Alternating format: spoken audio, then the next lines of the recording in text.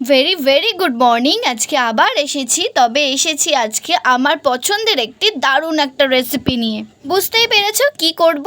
আজকে করব তোমাদের পছন্দের একটা রেসিপি, পায়েস। আর অবশ্যই আমারও পছন্দের, আমি তো খেতে ভীষণ ভালোবাসি। দুধ আগে থেকে জাল দিয়ে ভালো করে ফুটিয়ে গাঢ় করে রেখেছি। আমি এখানে 1 লিটার দুধ ব্যবহার করেছি। আর সাথে 100 গোবিন্দভোগ চাল।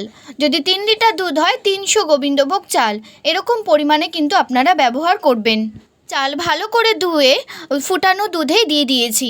একটু পরে কিন্তু চিনি দিয়েছি আমি, নাহলে আমার দিদিমা বলতেন চিনির জন্য কিন্তু চাল সেদ্ধ হয় না। খুব ভালো করে যখন ফুটে এসেছে তখন ওপর থেকে 2টো এলাচ দিয়ে দিয়েছি, গন্ধ ভালো আসবে। আর অবশ্যই নাড়তে থাকবে, না হলে তলায় কিন্তু লেগে যাবে। দেখুন দুধ কিন্তু কতটা কমে এসেছে, আগে কতটা ছিল। বেশি দুধে কম পরিমাণ চাল ব্যবহার করবেন না, না হলে কিন্তু দুধ ভাত খেতে লাগবে। আবার বেশি চালে কম পরিমাণ দুধ ব্যবহার করবেন না, না হলে চাল বেশি হয়ে যাবে, খেতে অন্যরকম লাগবে, দুধ বেশি জমে যাবে। সবার শেষে আমি দিয়েছি কাজু কিশমিশ। কাজু কিশমিশ কিন্তু সবার শেষে দেবেন। দেখতেই পাচ্ছেন আমি সমানে নাড়তে থাকছিলাম, না হলে কিন্তু তলায় লেগে যাওয়ার একটা ভয় আছে। এই দেখুন তুলে দেখাচ্ছি চাল কতটুকু সেদ্ধ হয়েছে, কি সুন্দর গন্ধ বেরিয়েছে, ঘনত্ব খুব সুন্দর এসেছে। দেখেছেন, বুঝতেই পারছেন আমাদের পায়েস কিন্তু একদম রেডি। খেতে কি সুন্দর হয়েছে।